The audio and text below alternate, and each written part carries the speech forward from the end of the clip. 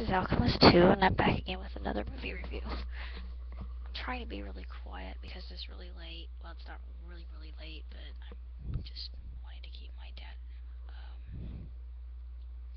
asleep so he can rest quietly through the night and wake up refreshed. And I think my circadian rhythm is a little bit off, but suffice it to say, I finally got to see It's a Good Day to Die Hard, and I thought that it was awesome. It kicked much butt. I um, I'd like to think that it was the best of the Die Hard franchise, just because it was non-stop action. It had a few scenes that were kind of low key, where they were explaining the plot and or the characters were just talking. Um, I thought that the chase scene was absolutely incredible. It was really unreal. It was unbelievable. There's another scene like that too that just makes you grip the sides of your seat and you think, oh my dear Lord God. But it truly is the pinnacle of action adventure films. I think that's my opinion because I'm really a big Die Hard fan. Have been ever since the franchise started. I love Die Hard. Bruce Willis once again. He's your typical vigilante badass, and there's a line that Jack says later in the film that I absolutely love. He says, "Do you go looking for trouble, or does it always happen to find you?" Yeah, the latter part of that. But it's really a very enjoyable film with a lot of good, lighthearted comedy, if you could say that about action adventure. It comes across as kind of unexpected but not forced, and very natural in the way that the characters deliver their lines. I feel that the chase scene was just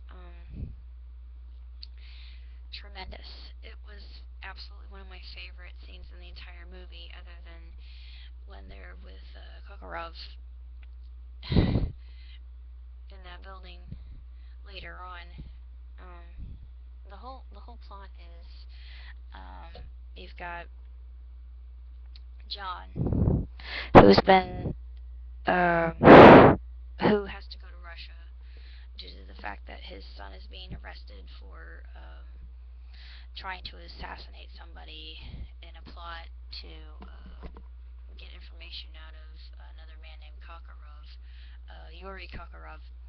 And Yuri Kokorov apparently has a file that contains information in it, which is classified. Only he knows it. We learn later that some things are not what they seem, and it brings bubbling forth the question: who can you trust? Who can't you trust? What is truth? What is a lie? Where is there corruption in the world? There's a lot of corruptness in this, and lots of guns blazing, lots of non-stop action. There's plenty of an adrenaline rush in this film that I really, really, really like. I think that Bruce Willis and the actor who played Jack, or John Jr., I think they had really good chemistry. It kind of was like kind of a buddy film in a way, when father and son get together and start kicking butt and taking names. I really thought that that was awesome. I give the film 2 thumbs up and 5 stars. I truly think that it was done in a very spectacular way, and it will not leave you disappointed if you're a die-hard fan. At least that's my opinion, and I'm sticking to it. The scenery of Russia was very intriguing to me because I've got a couple friends. Actually, I have more than a couple friends from Russia, um, and the stories that I have heard are true. Yeah, if you want to hear some stories about Russia from me, just ask, because I hear things that you would not believe. Um, had to laugh at the credits at the very end. If you're an Italia fan, then yeah, you'll understand. And there was one scene in particular that I thought, oh, this would make perfect Italia skit. I mean, perfect if somebody and John's role would play America, and the son would be played, of course, by Canada, and Russia would be himself, and it would play out so well. It would just be so perfect, and it would be hilarious, and people would just laugh, and it would be comedic.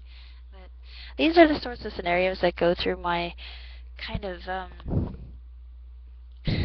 strange brain, and my imagination tends to take off at times. Um, I was wanting to do an update. Let me see. Father has been doing well. He is definitely on the mend. Today he was a little bit more tired. It took a lot of energy for him to actually take me to the cinema. So I felt a little bit guilty for having him take me.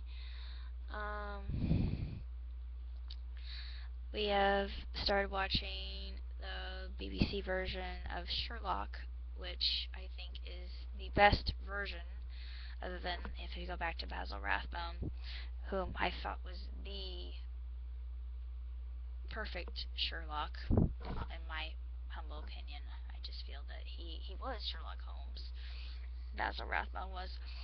Um, but I think that this actor, he's tremendous, and there are shades of Doctor Who in this, just by the way he acts, and he's got a little bit of 11 in him, I think, and I really like that. And there was in episode 2, I thought partners in crime, because of the way he's kind of dodging around and ducking under the desks, and it just reminded me so much of that episode, and it was so clever. I thought, oh, I wonder who fans picked up on that. I'm sure that true Whovians would have, just because I think it was a reference to that, and it was just so funny. Um, I like Sherlock a lot. I think he's supposed to be a savant. He's a sociopath, of course, and he it's interesting that he would have Watson for a companion. Well, even um, Watson himself refers to Sherlock as a colleague, and their partnership, I think, is very interesting and intriguing. And their dynamic is just absolutely fantastic, and their friendship, I think, is one of the most wonderful things ever displayed in media. Um, I can't wait to see more of the series. I'm hoping I can record season 3 if they're going to allow it in the States. Please, dear God, I hope. Because I really enjoy it, and it's my favorite version. And I would say it's first on my list. Well, next I'd say this version and Rathbone have to tie. My second favorite is The Mentalist. Patrick Jane makes a stupendous or stellar Sherlock character. My third would have to be Robert Downey Jr., although I know there are a lot of people say, well, I didn't really care that much. It's too much violence, blah, blah, blah, blah, blah. Well, I liked it. I liked the action and adventure angle of it, plus the plot was um, astronomical, so looking forward to more of the same in the future, because I know that Guy Ritchie will be filming another one, and I'm not sure when. I know they've greenlit it, but other than that, I can't really tell you all that much. I get all my information from darkhorizons.com. It's not like I'm some kind of psychic, and I do get some really good information. Let's see. Other than that, I've been busy with getting my certificate. I'm probably going to go into stenography or possibly ultrasound. Either of which I think will be very helpful for the near future. And hopefully something good will come out of that. Who knows? Let's see. I'm writing my final part of my Luck saga, which I hope to publish at some point in time, because I think that people will enjoy reading it. Fingers crossed. I really hope that they do. I pray they do. I intend they do. When the time comes, then I will be writing a steampunk romance, which will be my first attempt at doing something uh, like that. My character will be an inventress. I just think of her as the female version of Nikola Tesla, basically, combined with a little bit of Edison. She's quite the innovator with electricity. I'm not really sure what else to say. Those are all my updates for now.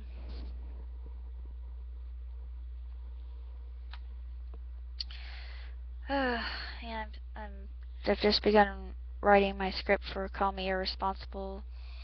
I've got a parody that I'll be doing tomorrow, and I really want to do a version of Blue Collar Man as Grace. So I'm hoping I can do that. I need costume supplies, so I want to cosplay as either 10 or 11. I don't have the right stuff, unfortunately. I've got my sonic screwdriver for 10, which is great. I still need supplies to uh, go forth as France, because I really think that I could pull off a really good France, even though my French is very minimal. But at least from what I have been told through many of my friends, it's very authentic. So that's high praise, and I'm glad that I can at least do it to the point where I don't sound like I'm being forceful, or sound odd or inauthentic. I like to maintain authenticity in whatever I do. That's the true craft of being dramatic, and I'm good at it. Or at least, in my own deluded mind, I think I'm good at it, but I enjoy it, darn it. But other than that, I have to say that it's been busy. I've only had a couple days of spring break, and I don't really get to enjoy spring break all that much, but I had a couple of good days. But that is all, and for now, I shall bid you au revoir, and bonne nuit, bonne nuit, actually, bonne notte is Italian. What am I, pardon me for going into different tongues in the night, but that's what happens when I get too sleepy. All my languages become botched and boggled up together, and then they don't make any sense, but oh well. What are you gonna do?